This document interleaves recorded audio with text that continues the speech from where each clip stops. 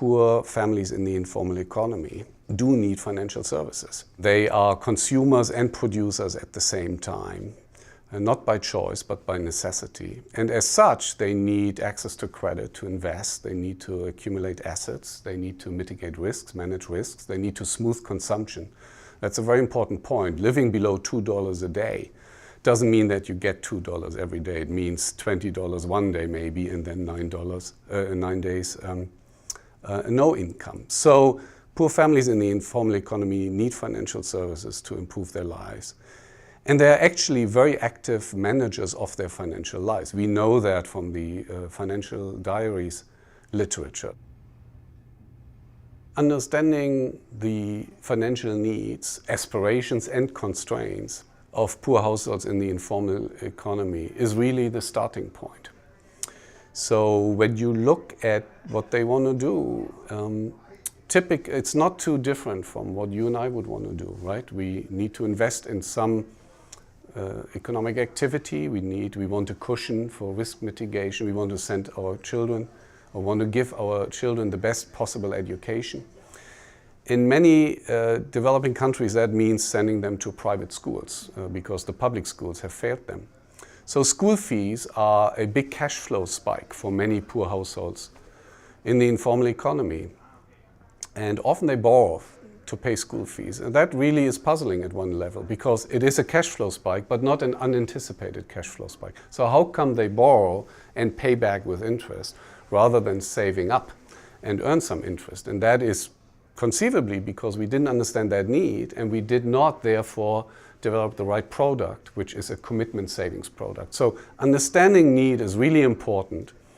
And when you then start developing interesting products that sort of match those needs and match the cash flows and cash flow cycles of the household, then you get take-up. When the value proposition works, poor people are going to shift from the informal alternative to the formal sector alternative. That's what happened, you could argue, with microcredit. Previously, it was the moneylender and the pawnbroker, and microcredit came up with a different way of doing things, cheaper, more convenient. Can still be improved, but it was an improvement at the time. Same with electronic money transfers. Once people in Kenya started trusting M-PESA, it really took off. So understanding needs and coming up with a product that meets those needs is the starting point for financial inclusion. Financial access matters, and policymakers have picked up on that. In particular, policymakers from emerging markets and developing countries. They know all these things intuitively, and they therefore have decided that financial inclusion is important.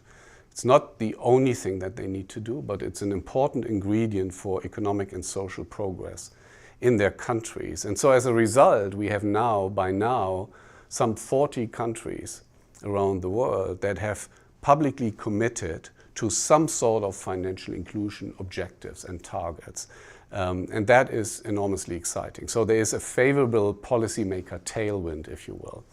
And then in addition, I think we are at a point where we far better understand the needs, the financial services needs of poor households in the informal economy. And so we are in a position to start translating that understanding into products and service offerings that actually work for them.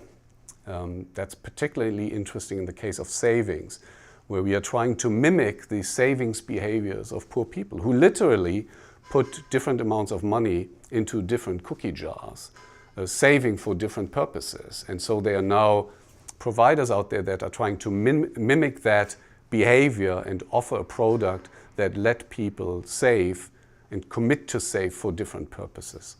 So there's a far better understanding of client needs and a real effort to translate that understanding into new offerings. So that's the second component. Policy tailwind, better understanding of clients. And then the third is we really see business model innovation to continue to flourish.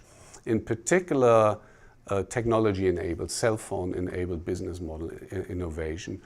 Of course, the classical or best-known iconic example for the base infrastructure is M-PESA in Kenya, which by now reaches 80% of the population.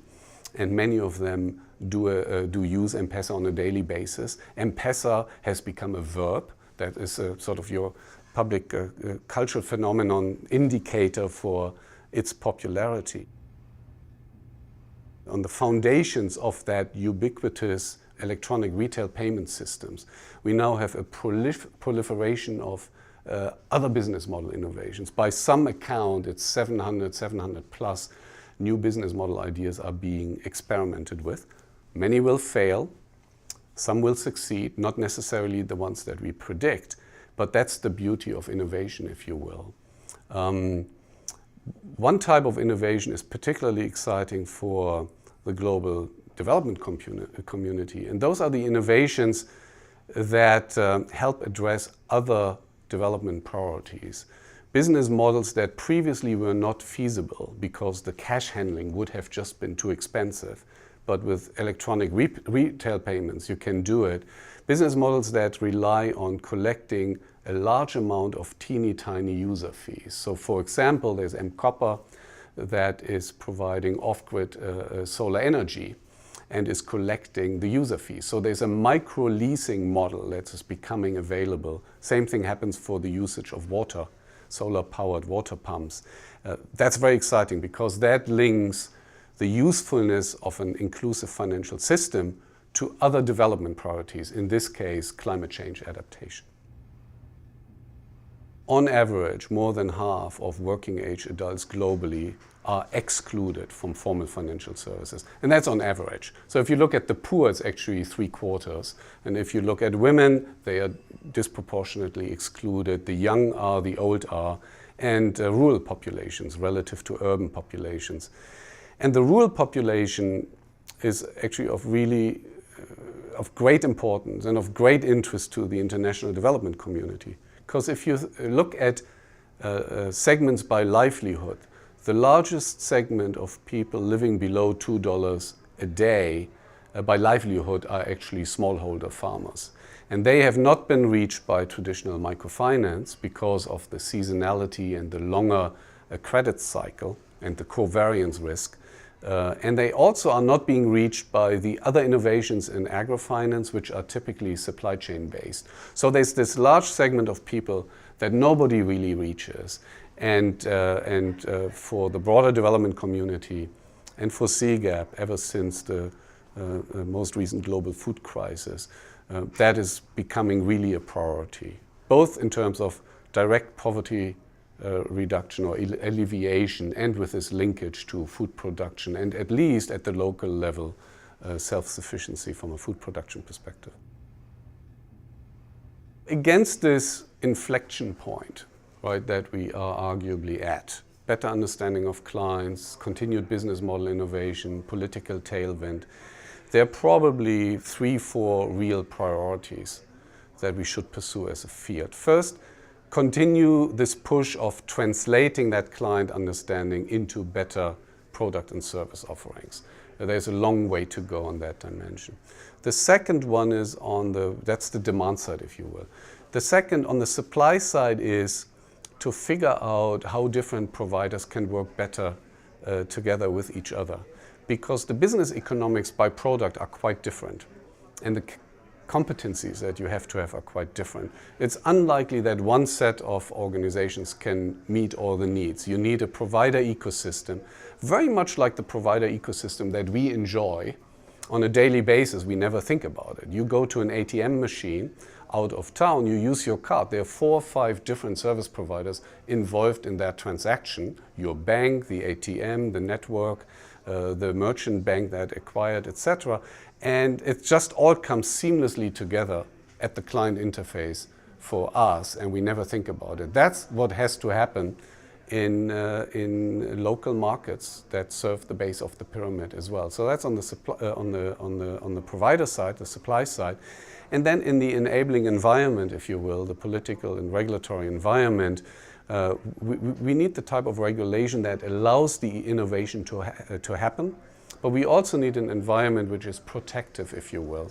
So there is an emphasis on consumer protection, fairness in pricing, transparency, disclosure rules, these type of things. So translating understanding of demand into products, building provider ecosystems at the level where they matter, at the country level or market level, and then continue to optimize the enabling and protective environment and the trade-offs that might be involved. Those are sort of the high-level priorities that we should be pursuing over the next 5 years.